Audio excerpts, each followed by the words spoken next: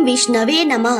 प्रिय श्रोताओं, आज चैत्र मास की गुरुवार को सुनिए बृहस्पतिवार की व्रत कथा। गुरुवार के दिन भगवान विष्णु और देव गुरु बृहस्पति की पूजा का विशेष महत्व होता है। जब मनुष्य की कुंडली में गुरु ग्रह मजबूत होता है तो उस व्यक्ति को धन, समृद्धि तथा सुखमय वैवाहिक जीवन का वरदान मिलता है।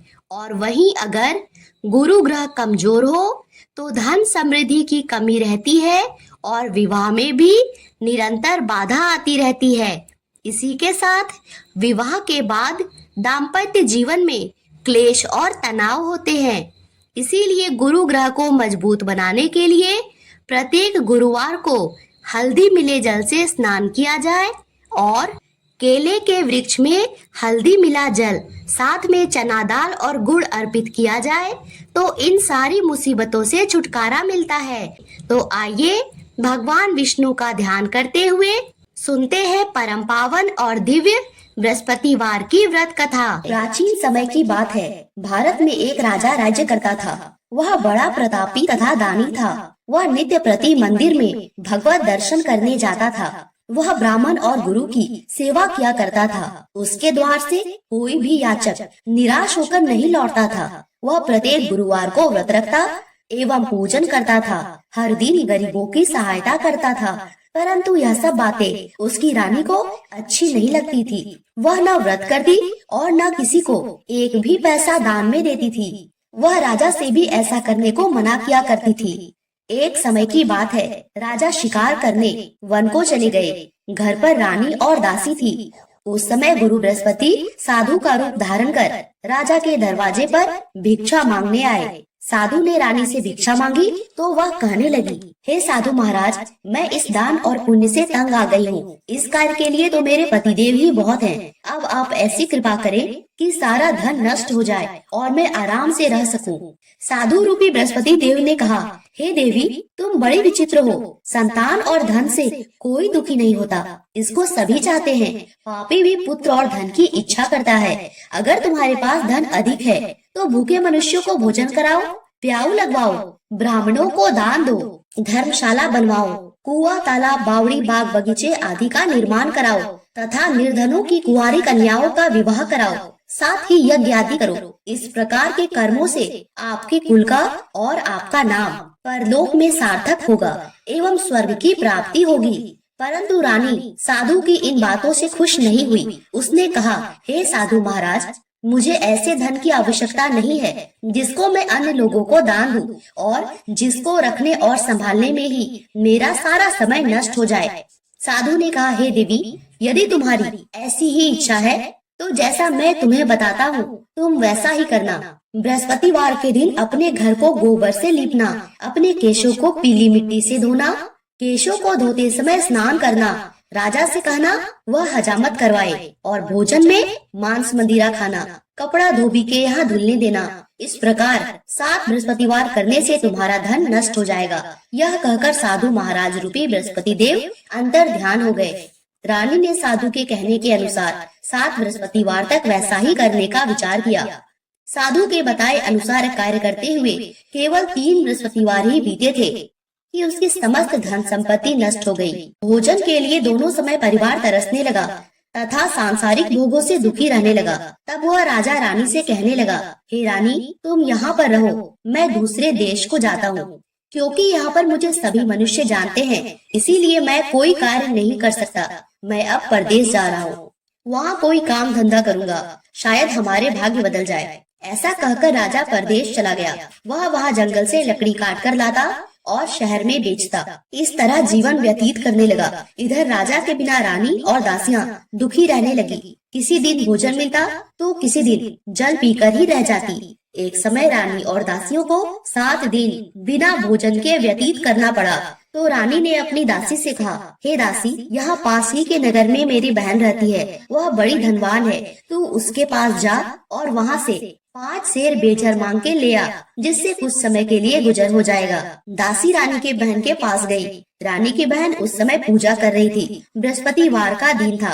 दासी ने रानी की बहन से कहा, हे रानी, मुझे आपकी बहन ने भेजा है, मुझे 5 सेर बेजर दे दो। दासी ने यह बात अनेक बार कही, परंतु रानी की बहन ने कोई उत्तर नहीं दिया, क्योंकि वह उस समय बृहस्पतिवार की कथा सुन रही थी। जब दासी को रानी की बहन से कोई उत्तर नहीं मिला तो वह बहुत दुखी हुई। उसे क्रोध भी आया।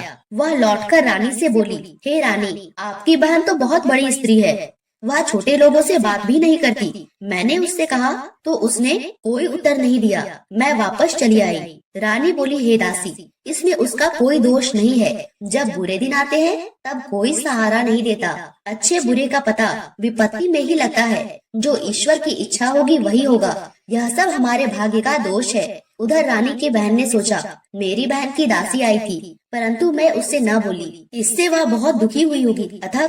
अतः कथा सुन और विष्णु भगवान का पूजन समाप्त कर अपनी बहन के घर आई और कहने लगी, हे बहन, मैं बृहस्पतिवार का व्रत कर रही थी। तुम्हारी दासी हमारे घर गई थी, परंतु जब तक कथा होती है न उठते हैं न बोलते हैं, इसीलिए मैं नहीं बोली। कहो दासी, क्यों गई थी? रानी बोली, बहन, हमारे घर अनाज नहीं था। वैसे तुमसे कोई बात छिपी नहीं है, इस कारण मैंने दासी को तुम्हारे पास 5 सेर बेजर लेने के लिए भेजा था। रानी की बहन बोली, बहन देखो, बृहस्पति भगवान सबकी मनोकामना पूर्ण करते हैं। देखो, शायद तुम्हारे घर में अनाज रखा हो। यह सुनकर दासी घर के अंदर गई और वहाँ उसे एक बड़ा घड़ा बेजर का भरा मिल गया। उसे बड़ी हैरानी हुई, क्योंकि उसने एक एक बर्तन देख लिया था। उसने बाहर आके रानी को बताया। दासी अपनी रानी से कहने लगी, हे रानी देखो, वैसे हमको जब अन्न नहीं मिलता तो हम रोज ही व्रत करते हैं। अगर इनसे व्रत की विधि और कथा पूछ ली जाए तो उसे हम भी किया करेंगे। दासी के कहने पर रानी ने अपनी बहन से बृहस्पतिवार व्रत के बारे में पूछा। उसकी बहन ने बताया, हे रानी बहन, बृहस्पतिवार को सूर्योदय से पूर्व उठकर स्नान करके बृहस्पतिवार का व्रत करना चाहिए, लेकिन उस दिन सिर नहीं धोना चाहिए। बृहस्पतिवार के व्रत में चने की दाल और मुनक्का से विष्णु भगवान का केले की वृक्ष की जड़ में पूजन करे तथा दीपक जलावे। उस दिन एक ही समय भोजन करे। भोजन पीले खाद्य पदार्थ का करे तथा कथा सुने। इस प्रकार करने से गुरु भगवान प्रसन्न होते हैं, अन्न पुत्र धन देते हैं, मनोकामना पूर्ण करते हैं। व्रत और पूजन की विधि बता के रानी की बहन अपने घर लौट आई। रानी और दासी दोनों ने निश्चय किया कि बृहस्पति देव भगवान का पूजन जरूर करेंगे। 7 दिन बाद जब बृहस्पतिवार आया तो उन्होंने व्रत रखा। गुड़साल में जाकर चना और गुड़ बीन लाई तथा उसकी दाल से केले की जड़ और विष्णु भगवान का पूजन किया। अब भोजन पीला कहाँ से आए? दोनों बड़ी दुखी हुई, परंतु उन्होंने व्रत रखा था, इस कारण बृहस्पति भगवान प्रसन्न थे। एक साधारण व्यक्ति के रूप में 2 थालों में सुंदर पीला भोजन लेकर आए और दासी को देकर बोले, हे दासी, यह भोजन तुम्हारे और रानी के लिए है, तुम दोनों भोजन करना। दासी भोजन पाके बड़ी प्रसन्न हुई और रानी से बोली, रानी जी, भोजन कर लो। रानी को भोजन आने के बारे में कुछ पता नहीं था, इसीलिए वह दासी से बोली, जा तू ही भोजन कर, क्योंकि तू हमारे व्यर्थ में हंसी उड़ाती है। दासी बोली, एक व्यक्ति भोजन दे गया है। रानी कहने लगी, वह भोजन तेरे ही लिए दे गया है, जा तू ही भोजन कर। दासी ने कहा, वह व्यक्ति हम दोनों के लिए 2 थालों में भोजन दे गया है, इसीलिए मैं और आप दोनों ही साथ साथ भोजन करेंगी। दोनों ने गुरु भगवान को नमस्कार कर भोजन आरंभ किया। इसके बाद से प्रत्येक बृहस्पतिवार को गुरु भगवान का व्रत और पूजन करने लगी। बृहस्पति भगवान की कृपा से उनके पास धन हो गया, परंतु रानी फिर पहले की तरह से आलस्य करने लगी। तब दासी बोली, देखो रानी, तुम पहले भी इस प्रकार आलस्य करती थी, तुम्हें धन को रखने में कष्ट होता था, इसी कारण सभी धन नष्ट हो गया। अब गुरु भगवान की कृपा से बड़ी मुश्किल से हमें यह धन मिला है, तो फिर तुम्हें आलस्य होता है। बड़ी मुसीबतों के बाद हमने यह धन पाया है, इसीलिए हमें दान पुण्य करना चाहिए। तुम भूखे मनुष्यों को भोजन कराओ, प्याऊ लगवाओ, ब्राह्मणों को दान दो, कुआं तालाब बावड़ी आदि का निर्माण कराओ, मंदिर पाठशाला बनवाकर दान दो, कुंवारी कन्याओं का विवाह कराओ, धन को शुभ कार्यों में खर्च करो, जिससे तुम्हारे कुल का यश बढ़े और स्वर्ग की प्राप्ति हो तथा पितर भी प्रसन्न हो। दासी की बात मानकर रानी ने इसी प्रकार के कर्म करने प्रारंभ किए, जिससे उनका काफी यश फैलने लगा। एक दिन रानी और दासी आपस में विचार करने लगी, न जाने राजा किस दशा में होंगे, उनकी कोई खोज खबर नहीं है। गुरु भगवान से उन्होंने प्रार्थना की और भगवान ने रात्रि में राजा को स्वप्न में कहा, हे राजा उठ, तेरी रानी तुझको याद करती है, अब अपने देश को लौट जा। राजा प्रातः काल उठकर जंगल से लकड़ियां काटकर लाने के लिए जंगल की ओर चल पड़ा। जंगल से गुजरते हुए वह सोचने लगा, रानी की गलती से उसे कितने दुख भोगने पड़े। राजपाट छोड़कर उसे जंगल में आकर रहना पड़ा। जंगल से लकड़ियां काटकर उन्हें बेचकर गुजारा करना पड़ा। उसी समय उस जंगल में बृहस्पति देव एक साधु का रूप धारण कर आए और राजा के पास आकर बोले, हे लकड़हारे, तुम इस सुनसान जंगल में किस चिंता में बैठे हो, मुझको बतलाओ। यह सुन राजा के नेत्रों में जल भर आया और वह साधु की वंदना कर बोला, हे प्रभु, आप तो सब कुछ जानने वाले हो। इतना कहकर राजा ने साधु को अपनी संपूर्ण कहानी बतला दी। महात्मा दयालु होते हैं। वे राजा से बोले, हे राजा, देखो, तुम्हारी पत्नी ने बृहस्पति देव के प्रति अपराध किया, जिसके कारण तुम्हारी यह दशा हुई। अब तुम किसी प्रकार की चिंता मत करो, भगवान तुम्हें पहले से अधिक धन देंगे। देखो, तुम्हारी पत्नी ने भी बृहस्पतिवार का व्रत प्रारंभ कर दिया है। अब तुम भी बृहस्पतिवार का व्रत करके चने की दाल और गुड़ जल के लोटे में डालकर केले का पूजन करो, फिर कथा कहो या सुनो। भगवान तुम्हारी सब कामनाओं को पूर्ण करेंगे। साधु को प्रसन्न देखकर राजा बोला, हे प्रभु, मुझे लकड़ी बेचने के पश्चात इतना पैसा नहीं बचता जिससे मैं भोजन के उपरांत कुछ बचा सकूं। मैंने रात्रि में अपनी रानी को व्याकुल देखा है। मेरे पास कोई साधन नहीं जिससे मैं उसका समाचार जान सकूं। फिर मैं बृहस्पति देव की क्या कहानी कहूँ, मुझको तो कुछ भी मालूम नहीं है। साधु ने कहा, हे राजा, तुम किसी प्रकार की चिंता मत करो। बृहस्पतिवार के दिन तुम रोजाना की तरह लकड़ियाँ लेकर शहर में जाओ। तुम्हें रोज से दुगना धन प्राप्त होगा, जिससे तुम भली भांति भोजन कर दोगे और बृहस्पति देव की पूजा का सामान भी आ जाएगा। बृहस्पतिवार की कथा इस प्रकार है, सो ध्यान पूर्वक सुनो। प्राचीन काल में एक बहुत ही निर्धन ब्राह्मण था। उसके कोई संतान नहीं थी। वह नित्य पूजा पाठ करता, परंतु उसकी स्त्री बहुत मलिनता के साथ रहती थी। वह न स्नान करती, न किसी देवता का पूजन करती। प्रातः काल उठते ही सर्वप्रथम भोजन करती, बाद में कोई अन्य कार्य करती। ब्राह्मण देवता बहुत दुखी रहते थे। पत्नी को बहुत समझाते, परंतु उसका कोई परिणाम न निकलता। भगवान की कृपा से ब्राह्मण की स्त्री के कन्या उत्पन्न हुई। वह कन्या अपने पिता के घर में बड़ी होने लगी। वह बालिका प्रातः स्नान करके भगवान विष्णु का जप करती। वह बचपन से ही बृहस्पतिवार का व्रत भी करने लगी। पूजा पाठ समाप्त कर स्कूल जाती तो अपनी मुट्ठी में जौ भर के ले जाती और पाठशाला जाने के मार्ग में डालती जाती। वही जौ स्वर्ग के हो जाते तो लौटते समय उनको बीनकर घर ले आती। एक दिन वह बालिका सूप में उन सोने के जौ को फटक कर साफ कर रही थी। तभी उसकी माँ ने देखा और कहा, हे बेटी, सोने के जौ को फटकने के लिए सोने का सूप होना चाहिए। दूसरे दिन गुरुवार था। इस कन्या ने व्रत रखा और बृहस्पति देव से कहा, हे प्रभु, यदि मैंने सच्चे मन से आपकी पूजा की हो तो मुझे सोने का सूप दे दो। बृहस्पति देव ने उसकी प्रार्थना स्वीकार कर ली। रोजाना की तरह जब वह कन्या जौ फैलाती हुई स्कूल चली गई और स्कूल से लौटकर जब वह जौ बीन रही थी तो बृहस्पति देव की कृपा से उसे सोने का सूप मिला। उसे वह घर ले आई और उसे जौ साफ करने लगी, परंतु उसकी माँ का वही ढंग रहा।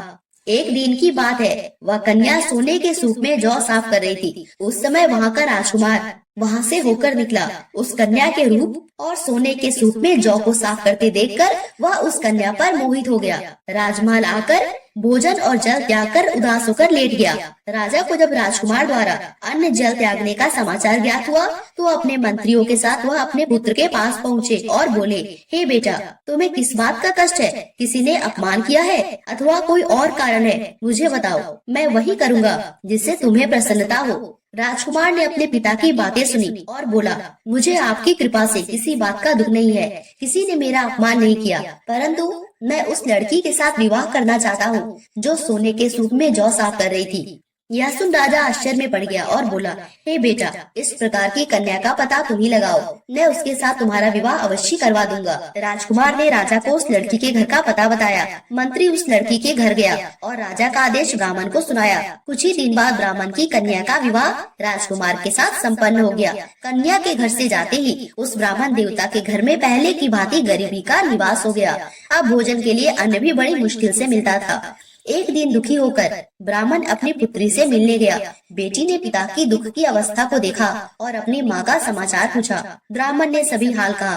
कन्या ने बहुत सा धन देकर अपने पिता को विदा कर दिया। इस तरह ब्राह्मण का कुछ समय सुखपूर्वक व्यतीत हुआ, लेकिन कुछ दिन बाद फिर वही हाल हो गया।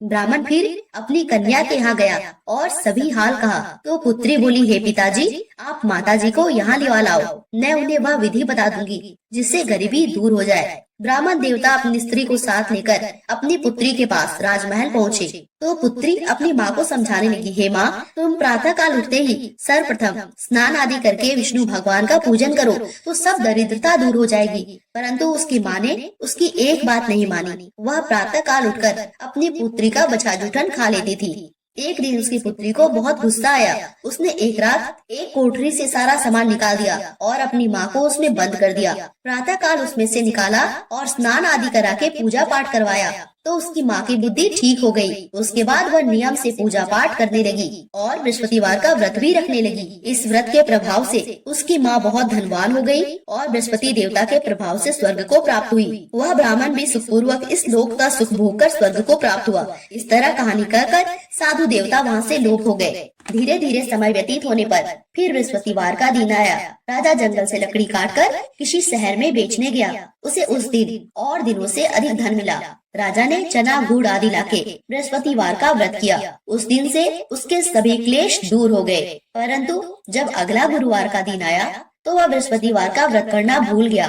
इस कारण बृहस्पति भगवान नाराज हो गए। उस दिन उस नगर के राजा ने विशाल यज्ञ का आयोजन किया और अपने समस्त राज्य में घोषणा करवा दी, कोई भी मनुष्य अपने घर में भोजन न बनाए, न आग जलाए। समस्त लोग मेरे यहाँ भोजन करने आए। इस आज्ञा को जो न मानेगा उसको फांसी की सजा दी जाएगी। राजा के आज्ञा अनुसार राज्य के सभी वासी राजा के भोज में सम्मिलित हुए, लेकिन लकड़हारा कुछ देर से पहुंचा, इसीलिए राजा उसको अपने साथ महल में ले गए। जब राजा लकड़हारे को भोजन करा रहे थे तो रानी की दृष्टि उस खूंटी पर पड़ी जिस पर उसका हार लटका हुआ था। उसे हार खूंटी पर लटका दिखाई नहीं दिया। रानी को निश्चय हो गया कि मेरा हार इसी लकड़हारे ने चुरा लिया है। उसी समय सैनिक बुलवाकर उसको जेल में डलवा दिया। जब लकड़हारा जेल खाने में गया तो बहुत दुखी होकर विचार करने लगा कि न जाने कौन से पूर्व जन्म के कर्म से मुझे यह दुख प्राप्त हुआ है, और उसी साधु को याद करने लगा जो जंगल में मिला था। तत्काल बृहस्पति देव साधु के रूप में प्रकट हो गए और उसकी दशा को देखकर कहने लगे, अरे मूर्ख, तूने बृहस्पति देवता की कथा नहीं कही, इसी कारण तुझे दुख प्राप्त हुआ। अब चिंता मत कर, बृहस्पतिवार के दिन जेल खाने के दरवाजे पर 4 पैसे पड़े मिलेंगे, उनसे तू बृहस्पति देव की पूजा करना तो तेरे सभी कष्ट दूर हो जाएंगे। अगले बृहस्पतिवार उसे जेल के द्वार पर 4 पैसे मिले। राजा ने पूजा का सम्मान मंगवाकर कथा कही और प्रसाद बांटा। उसी रात्रि को बृहस्पति देव ने उस नगर के राजा को स्वप्न में कहा, हे राजा, तूने जिस आदमी को जेल खाने में बंद कर दिया है वह निर्दोष है, वह राजा है, उसे छोड़ देना। रानी का हार उसी खूंटी पर टंगा हुआ है। अगर तू ऐसा नहीं करेगा तो मैं तेरे राज्य को नष्ट कर दूंगा। राजा प्रातः काल उठा और खूंटी पर हार टंगा देखकर लकड़हारे से क्षमा मांगी और राजा के योग सुंदर वस्त्र आभूषण भेंट कर उसे विदा किया। गुरुदेव की आज्ञा अनुसार राजा अपने नगर को चल दिया। राजा जब नगर के निकट पहुंचा उसे बड़ा ही आश्चर्य हुआ। नगर में पहले से अधिक बाग, तालाब और कुएं तथा बहुत सी धर्मशालाएं, मंदिर आदि बने हुए थे। राजा ने पूछा, यह किसका बाग और धर्मशाला है? तब नगर के सब लोग कहने लगे, यह सब रानी और दासी के द्वारा बनवाए गए हैं। राजा को आश्चर्य हुआ और गुस्सा भी आया। जब रानी ने खबर सुनी कि राजा आ रहे हैं तो उसने अपनी दासी से कहा, हे दासी, देख, राजा हमको कितनी बुरी हालत में छोड़ गए थे, हमारी ऐसी हालत देखकर लौट न जाए, इसीलिए तू दरवाजे पर खड़ी हो जा। रानी की आज्ञा अनुसार दासी दरवाजे पर खड़ी हो गई और जब राजा आए तो उन्हें अपने साथ महल में लिवा लाई। तब राजा ने क्रोध करके अपनी तलवार निकाली और पूछने लगा, बताओ यह धन तुम्हें कैसे प्राप्त हुआ है?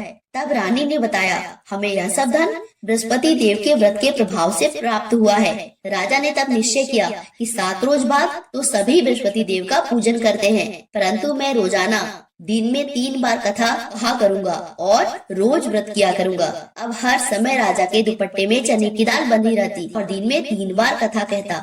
एक रोज राजा ने विचार किया, चलो अपनी बहन के यहाँ हो आए। इस तरह का निश्चय कर राजा घोड़े पर सवार होकर अपनी बहन के यहाँ चल दिया। मार्ग में उसने देखा कुछ आदमी एक मुर्दे को लिए जा रहे हैं। उन्हें रोककर राजा कहने लगा, अरे भाइयों, मेरे बृहस्पतिवार की कथा सुन लो। वे बोले, लो हमारा तो आदमी मर गया है, इसको अपनी कथा की पड़ी है। परंतु कुछ आदमी बोले, अच्छा कहो, हम तुम्हारी कथा भी सुनेंगे। राजा ने दाल निकाली और कथा कहनी शुरू की। जब कथा आधी हुई तो मुर्दा हिलने लगा और जब कथा समाप्त हुई तो राम राम करके वह मुर्दा खड़ा हो गया। राजा आगे बढ़ा। उसे चलते चलते शाम हो गई। आगे मार्ग में उसे एक किसान खेत में हल चलाता मिला। राजा उससे बोला, अरे भैया, तू मेरी बृहस्पतिवार की कथा सुन लो। किसान बोला, जब तक मैं तेरी कथा सुनूंगा 4 हरिया जोत लूंगा। जा अपनी कथा किसी और को सुनाना। राजा आगे चलने लगा। राजा के हटते ही बैल पछाड़ खाकर गिर गए और किसान के पेट में बहुत जोर से दर्द होने लगा। उसी समय किसान की माँ रोटी लेकर आई। उसने जब यह देखा तो अपने पुत्र से सब हाल पूछा। बेटे ने सभी हाल बता दिया। बुढ़िया दौड़ी दौड़ी उस घुड़सवार के पास गई और उससे बोली, मैं भी तेरी कथा सुनूंगी, तू अपनी कथा मेरे खेत पर ही चलकर कहना। राजा ने लौटकर बुढ़िया के खेत पर जाकर कथा कही, जिसको सुनते ही बैल खड़े हो गए और किसान के पेट का दर्द भी बंद हो गया। राजा अपनी बहन के घर पहुंच गया। बहन ने भाई की खूब मेहमानी की। दूसरे रोज प्रातः काल राजा जगा तो वह देखने लगा कि सब लोग भोजन कर रहे हैं। राजा ने अपनी बहन से जब पूछा, ऐसा कोई मनुष्य है जिसने भोजन नहीं किया है, जो मेरी बृहस्पतिवार की कथा सुन ले। बहन बोली, हे भैया, यह देश ऐसा ही है। पहले यहाँ के लोग भोजन करते हैं, बाद में अन्य कार्य करते हैं। अगर कोई पड़ोस में हो तो मैं देख आती हूँ। ऐसा कहकर बहन देखने चली, परंतु उसे कोई भी ऐसा व्यक्ति नहीं मिला जिसने भोजन नहीं किया हो। अंत में वह एक कुम्हार के घर गई, जिसका लड़का बीमार था।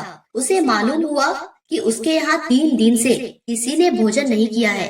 रानी ने अपने भाई की कथा सुनने के लिए कुम्हार से कहा। वह तैयार हो गया। राजा ने जाके बृहस्पतिवार की कथा कही, जिसको सुनकर उसका लड़का ठीक हो गया। अब तो राजा की प्रशंसा होने लगी। एक दिन राजा ने अपनी बहन से कहा, हे बहन, मैं अपने घर जाऊंगा, तुम भी तैयार हो जाओ। राजा की बहन ने अपनी सास से अपने भाई के साथ जाने की आज्ञा मांगी। सास बोली, चली जा, परंतु अपने लड़कों को मत ले जाना, क्योंकि तेरे भाई को कोई संतान नहीं होती है। बहन ने अपने भाई से कहा, हे भैया, मैं तो चलूंगी, परंतु कोई बालक नहीं जाएगा। राजा ने कहा, जब कोई बालक नहीं चलेगा तब तुम जाकर ही क्या करोगी। दुखी मन से राजा अपने नगर को लौट आया। राजा ने अपनी रानी से कहा, हम निसंतान हैं, इसीलिए कोई हमारे घर आना पसंद नहीं करता। इतना कह वह बिना भोजन आदि के शैया पर लेट गए। रानी बोली, हे प्रभु, बृहस्पति देव ने हमें सब कुछ दिया है, वे हमें संतान भी अवश्य देंगे। उसी रात बृहस्पति देव ने राजा को स्वप्न में कहा, हे राजा, उठ, सभी सोच त्याग दे, तेरी रानी गर्भवती है। राजा को यह जानकर बड़ी खुशी हुई। 9वें महीने रानी के गर्भ से एक सुंदर पुत्र पैदा हुआ। जब राजा की बहन ने यह शुभ समाचार सुना तो वह बहुत खुश हुई और बधाई लेकर अपने भाई के यहाँ आई। तभी रानी ने कहा, घोड़ा चढ़कर नहीं आई, गधा चढ़ी आई। राजा की बहन बोली, भाभी, मैं इस प्रकार न कहती तो तुम्हें औलाद कैसे मिलती। बृहस्पति देव ऐसे ही हैं, जिसके मन में जो कामना रहती है सभी को पूर्ण करते हैं। जो सद्भावना पूर्वक बृहस्पतिवार का व्रत करता है एवं पढ़ता है अथवा सुनता है और दूसरों को सुनाता है, बृहस्पति देव उसकी सभी मनोकामना पूर्ण करते हैं। बृहस्पति देव उसकी सदैव रक्षा करते हैं। जो संसार में सद्भावना और सच्चे हृदय से बृहस्पति देव का पूजन करते हैं, उनकी सभी मनोकामनाएं उसी प्रकार पूर्ण होती है जैसे रानी और राजा ने बृहस्पति देव की कथा का गुणगान किया तो उनकी सभी इच्छाएं बृहस्पति देव ने पूर्ण की। मनुष्य को हृदय से उनका मनन करते हुए जय जयकार करना चाहिए। बोलो बृहस्पति भगवान की जय, विष्णु भगवान की जय।